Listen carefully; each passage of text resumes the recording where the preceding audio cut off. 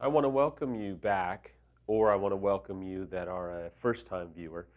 Over the past just week or two, I've really been very encouraged by so many of you that have said some wonderful things and have reached out in different ways, and so I'm always thankful for that. And I just want you to know, man, your feedback, your compliments, your encouragement, or even your insight or suggestions is always welcome, and I really appreciate it.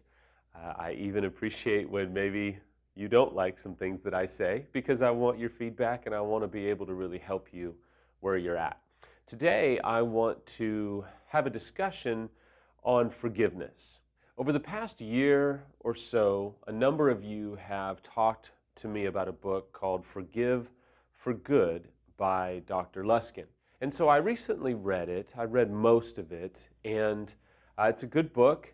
For those of you that maybe are unaware of the book, it is not an infidelity book. It's just a book on forgiveness. So there's some strengths to it, and I'm going to borrow from it a little bit today. Then there's some things that I think, man, for infidelity, not so much. And there's a reason behind those thoughts. But I really want to just give you some information today on forgiveness. For some of you, this will be a reminder. For some of you, this might be the first time that you hear concepts like this. And if there's one issue in the healing and restoration of either a couple or an individual in infidelity, it's the struggle to forgive. So when you define something, it's always a good thing to do to talk about what it's not. And so let me give you just a few kind of bullet points of what forgiveness is not. Forgiveness is not condoning what your unfaithful spouse has done.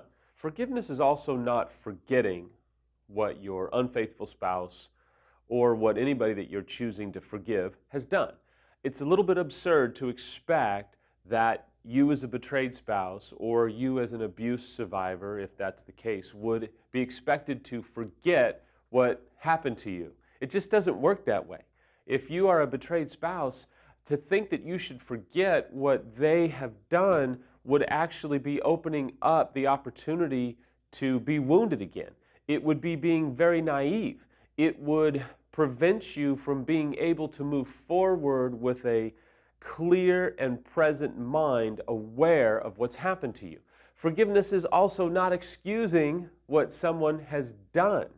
Forgiveness is also not giving up the ability to be angry or feel pain or feel emotion. I mean, you should be angry at what's happened to you. You should be upset at the trauma that you are facing and the cards that you have been dealt in life, if you will. Now, let me give you some principles about what forgiveness is. Forgiveness, in many ways, is taking back your power. Forgiveness is taking responsibility for how you feel and how you're responding to what you're being faced with. Forgiveness is giving up all hope of having a better past. Forgiveness is a gift that you give yourself. Forgiveness is heroic and sets you free from a victim mentality and a victim way of life and a victim filter for the rest of your life. Forgiveness is also a process. And let me stop right here and tell you that one of the things that I see early on is that a betrayed spouse will attempt to forgive too soon. Now, that statement alone is very controversial, but let me explain it. Early on, I'll talk to a betrayed spouse and they will say, well, you know what, I forgive them.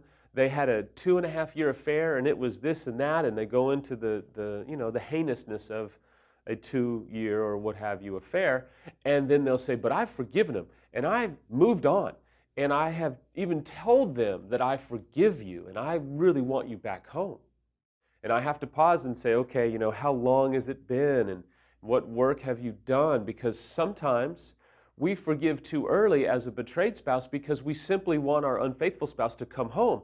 And we think that if we'll forgive them really quick, they will then come home and we can kind of ride off into the sunset and be happily ever after. But I'll tell you, it's a trap. If you try and forgive too early, you are not processing through the layers of trauma that you've been subjected to. If you try and forgive too early, you're trying to woo your unfaithful spouse back at the risk and at the expense of your own dignity and your own right to process through the trauma that you are dealing with. You are, in fact, I believe, setting yourself up for more pain, more hurt, more trauma, more difficulty down the road, because that pain that is not processed, I promise you, is going to come back, and it's going to come back with a vengeance.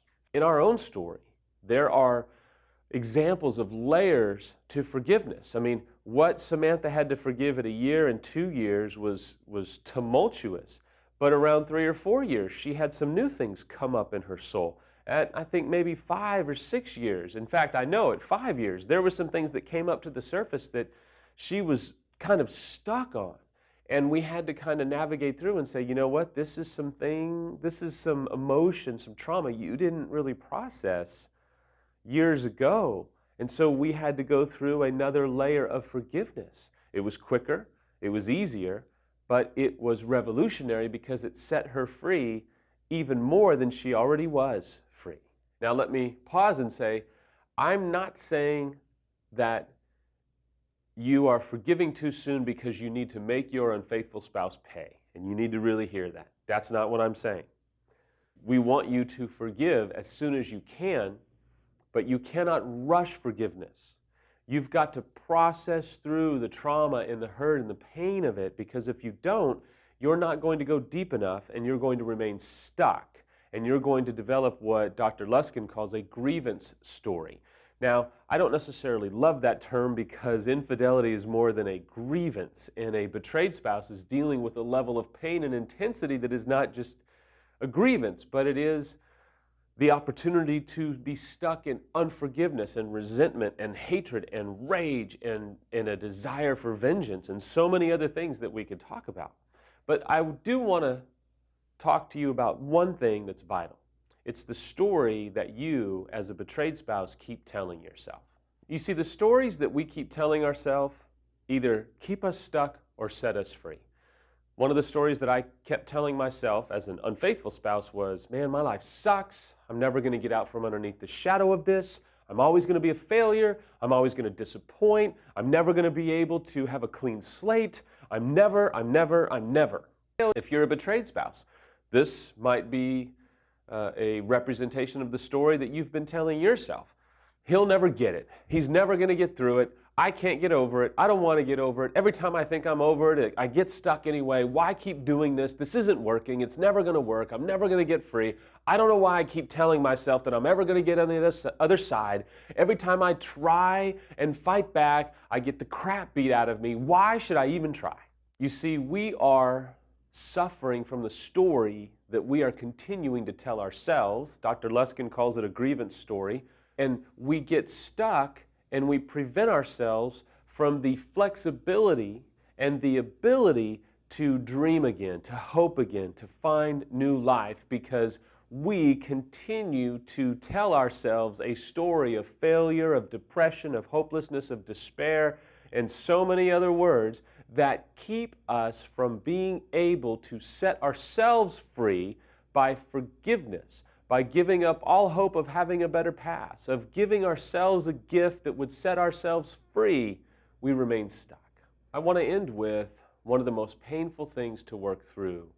Dr. Luskin talks about some of the most painful memories in life are the ones when we were feeling extremely helpless or extremely angry, and I would add, or when we come to realize that we were being violated or lied to and we didn't know it. And Samantha had a journey where she had to kind of do some math, which was, so wait a minute, when you said you were here all those times, you were actually here, right? Yes.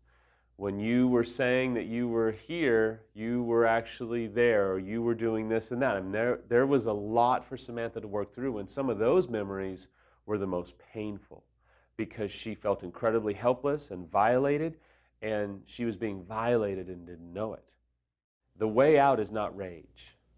The way out is not anger. Anger is not going to be your friend as you're trying to forgive. Early on, you're going to be angry.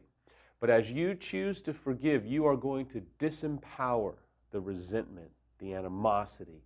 You're going to set yourself free from the prison that unforgiveness and a grievance story wants to keep you in.